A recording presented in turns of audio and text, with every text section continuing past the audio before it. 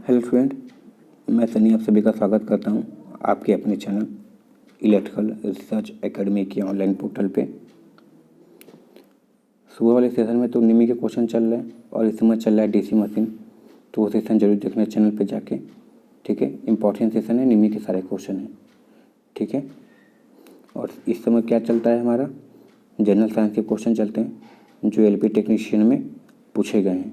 ठीक है, और आगामी एग्जामों में भी बहुत ज़्यादा इम्पोर्टेंट है, तो सेशन ध्यान से देखा करो और पसंद आया करे तो लाइक शेयर, और चैनल पे पहली बार आते हो तो सब्सक्राइब जरूर कर लिया करो। ठीक है, हम लोग सेशन स्टार्ट करते हैं। और पहला क्वेश्चन क्या पूछा है कि जल में सबसे कम घुलनशील गैस कौन सी होती है। ठीक है, ये देखो अमोनिया है, NH3, कभी कभी अमोनिया लिखा भी मिलेगा। तो अमोनिया हमारी गैस होती है जो जल में सबसे कम घुलनशील होती है, यानी गैस एक तरीके से कहें तो जल में घुलता ही नहीं है ये गैस। ठीक है, तो इसको क्या बोलते हैं हम अमोनियम बोलते हैं। ठीक है, अमोनिया सही है। अगला क्वेश्चन है कि अमोनियम क्लोराइड NH4Cl3। ठीक है, कभी कभी ऐसे नाम लिखा मिलेगा अमोनियम क्लोराइड का Cl3। अमोनियम क्लोराइड के जलीय विलयन कैसे होते हैं। ठीक है, तो जो अमोनियम क्लोराइड के जो जलीय विलयन होते हैं, मतलब जो जल में बनाए जाते हैं, वो कैसे रूप ले लेते हैं, तो सर वो अम्लीय हो जाते हैं, यानी एसिडिक रूप ले लेते हैं। यानी अमोनियम क्लोराइड को अगर जल में डालोगे तो वो अम्ल का रूप ले लेते हैं। ठीक है, यानी एसिड का रूप ले लेते हैं। तो ये बहुत ज़्यादा इंपॉर्टेंट है। अगला अमीनो जो एसिड बनते हैं, फिर अमोनिया से क्वेश्चन है NH3 वाले से ही, यानी NH की बात हो रही है। अमीनो एसिड जो मिलते हैं वो किस में मिलते हैं, वो सर पाए जाते हैं प्रोटीन में। ठीक है, हमारे सेल के लिए प्रोटीन का सबसे बड़ा सोर्स कौन सा है, माइटोकॉन्ड्रिया, ये सब जो होते हैं। ठीक है, तो अमीनो हम लोग किस में मिलते हैं, तो सर ये प्रोटीन में मिलते हैं। ठीक है, चलो दूसरा, कौन सा एक मानव निर्मित तंतु है। ठीक है, एक तरीके से ये भी बोलते हैं कि बताओ ऐसा कौन सा बहुलक है जो सबसे पहले मानव द्वारा निर्मित किया गया था। ठीक है, तो वो कौन सा होता है हमारा, रेयॉन होता है। क्या होता है, रेयॉन। तो इस तरीके से भी क्वेश्चन पूछ सकता है। ठीक है, चलो अगला, विटामिन सहायता नहीं करता, यानी किस चीज़ में विटामिन का कोई मकसद या कोई उद्देश्य या फिर कोई भी हाथ नहीं होता है उसके पीछे। तो जो हम डाइजेशन करते हैं, यानी मुंह से हमारे डाइजेशन स्टार्ट होता है और छोटी आंत में जाके कंप्लीट होता है, तो इसमें कोई भी काम नहीं होता है। ठीक है, विटामिन का कोई भी काम नहीं होता है डाइजेशन सिस्टम में, यानी पाचन क्रिया में कोई भी काम नहीं, कोई भी रोल प्ले नहीं करता है विटामिन। ठीक है, एकदम बेकार है, खासकर पाचन क्रिया की बात में। और जगह सही है, मगर पाचन क्रिया में कोई यूज इसका नहीं है। ठीक है, चलो अगला देखते हैं, दूषित जल जनित रोग नहीं है। ठीक है, अब देखो नहीं है यानी क्वेश्चन पूछा गया होगा ना, तभी ना नहीं करके दिया है। चलो अगर ये नहीं है तो बहुत सारे हो सकते हैं। चलो जैसे हैजा हो जाए तब कहानी है। चलो अगला देखते हैं, दूषित जल जनित रोग नहीं है कौन सा, तो सर ये हमारा है फ्लोरोसाइसिस। वैसे इसको नहीं पढ़ना चाहिए था क्योंकि नहीं है तो क्या सही है इसका क्या पता। ठीक है, चलो आगे देखते हैं, उच्च ध्वनि उत्पन्न करता है, यानी अधिक ध्वनि कौन उत्पन्न करता है, तो चिंपैंजी। ठीक है, जैसे गुरिल्ला ये सब देखते हो उसी के परिवार के चिंपैंजी भी होते हैं। और तुम लोगों ने देखा होगा किंग कॉन्ग ये सब फिल्म देखते हो तो कितनी ज़्यादा वो लाउड करते हैं। ठीक है, तो हमारे क्या होते हैं जो अधिक लाउड करते हैं उनको चिंपैंजी कहते हैं। ठीक है, क्या कहते हैं, चिंपैंजी कहते हैं। अगला क्वेश्चन है, मोटर चालक पीछे की वस्तु को देखने के लिए कैसे दर्पण का प्रयोग करते हैं, तो सर हम पीछे देखने के लिए ऐसे दर्पण का प्रयोग करते हैं कि जो सारे चीज़ों को एक छोटे से अवस्था में लाकर एकत्रित कर दे। ठीक है, जब तुम पीछे देखते हो तो तुमको बहुत बड़ा क्षेत्रफल दिखाई देता है जो तुम्हारे एक छोटे से शीशे में आता है। ठीक है, तो इसको क्या बोलते हैं, उत्तल लेंस बोलते हैं। उत्तल यानी सर कन्वेक्स लेंस बोलते हैं। ठीक है, कन्वेक्स लेंस। और कन्वेक्स लेंस क्या होता है, डाइवर्जिंग लेंस होता है। ठीक है, यानी ये फैलाने का काम करता है, और जो कनकेव होता है वो सिकोड़ने का काम करता है। ठीक है, सॉरी, कन्वेक्स जो लेंस है एक जगह इकट्ठा करने का काम करता है, यानी जो बाहर का बहुत बड़ा क्षेत्रफल उसको एक जगह इकट्ठा करके दिखाता है।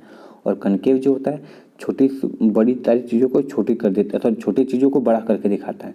ठीक है, जैसे दांतों वाले सब अपना प्रयोग करते हैं डॉक्टर। ठीक है, तो क्या करते हैं, छोटी सी चीज़ को बड़ा करके देखते हैं। तो हमारा सही आंसर क्या हो जाएगा, ये उत्तल दर्पण का प्रयोग करते हैं, जिसको बोलते हैं रियर मिरर। कभी कभी लिखा मिलेगा कि रियर मिरर कैसा होता है, तो सर ये कन्वेक्स या फिर उत्तल मिरर होते हैं। ठीक है, चलो अगला क्वेश्चन है, ओजोन परत मनुष्य की रक्षा करता है किससे? तो ओजोन परत मतलब ओजोन की बात करें तो O3 की हो रही है, ठीक है। सबसे जो वायुमंडल में ओजोन पाए जाते हैं, ठीक है। तो किससे सुरक्षा करता है हमारी? तो पराबैंगनी किरणों से, क्योंकि सन में क्या होती है, पराबैंगनी किरणें भी होती हैं। तो ओजोन क्या करता है, उनको छान कर अच्छी किरणों को नीचे भेजता है।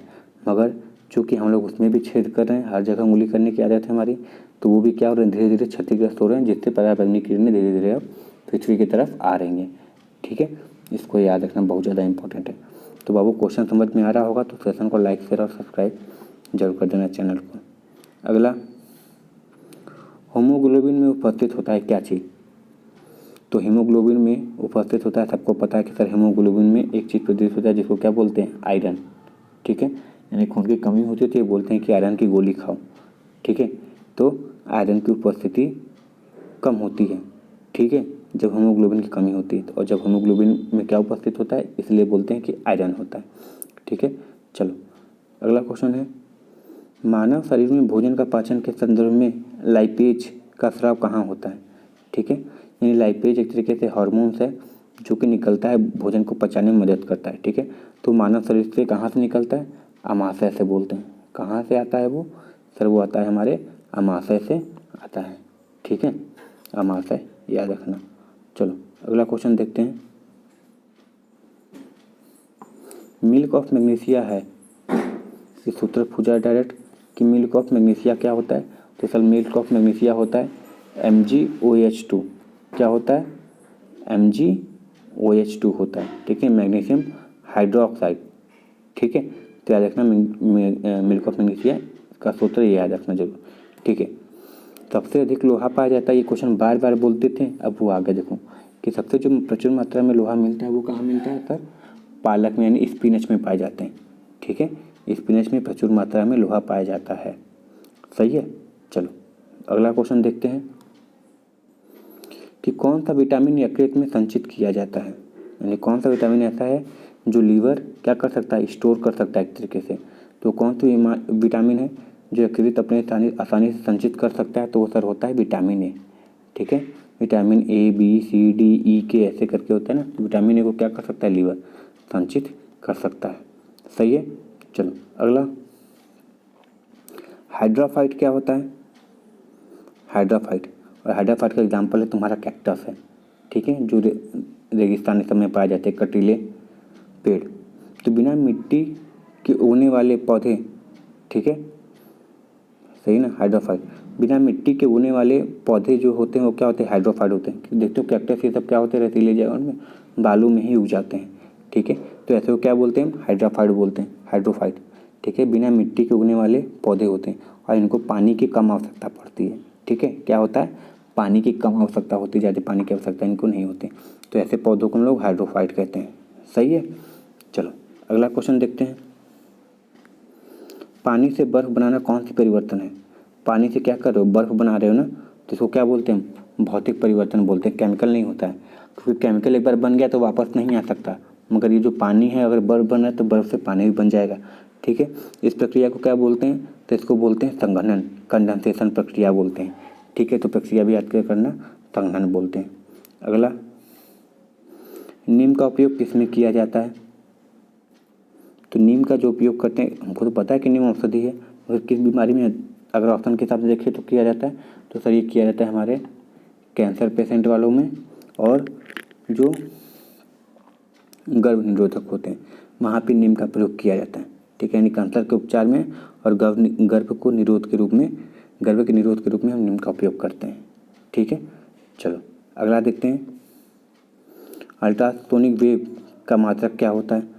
तो सर जो अल्ट्रासोनिक वेव यानी अल्ट्रासोनिक जिसको हम सुन नहीं सकते, उस तरंग का जो मात्रक होता है वो हर्ट्ज में होता है, इसको जरूर याद रखना, ठीक है। चलो अगला क्वेश्चन है, फैराडे का नियम संबंधित है, ये क्वेश्चन अधूरा है, चाहो तो इस पर ऑब्जेक्शन कर सकते हो या फिर ऑप्शन के हिसाब से मारो। तो फैराडे का नियम जो संबंधित है वो या तो वैद्युत अपघट से होगा या फिर विद्युत चुंबकीय प्रेरण के सिद्धांत पे होगा, तो कोई भी ऑप्शन हो सकता था, क्योंकि नाम नहीं दिया है। तो नहीं दिया है तो ऑप्शन के हिसाब से जाओगे, और हमको लगता है कि ऑप्शन में केवल यही मिल रहा होगा। तो इलेक्ट्रोलाइसिस यानी विद्युत अपघटन के सिद्धांत पे कार्य करता है, ठीक है। चलो अगला क्वेश्चन देखते हैं, वनस्पति में जीव होते हैं किसने कहा था, ठीक है। यानी वनस्पति यानी पेड़ पौधों में भी जान होती है। उन्होंने क्या किया था, प्रैक्टिकल करते वक्त सबके सामने क्या किया था, उसमें इंजेक्शन लगाए थे, ठीक है। और लिटरली वो क्या हुए थे, मुरझे हुए थे, हरे भरे हो गए थे। तो इसको क्या कहते हैं सर, वनस्पति में जीव होते थे किसने कहा था, जीसी बसु यानी जगदीश चंद्र बसु ने ये चीज़ कहा था, ठीक है। तो याद रखना, वनस्पति में जीव होता किसने कहा था, जीसी बसु ने कहा था, ठीक है। तो ये हमारे आज के सेशन थे जनरल साइंस के क्वेश्चन, सारे प्रीवियस ईयर क्वेश्चन में पूछे गए हैं बाबू, ठीक है। तो इसको ध्यान से देखा करो, एलपी टेक्नीशियन वाले खासकर। मिलते हैं नेक्स्ट वीडियो में। Thank you very much and all the very best.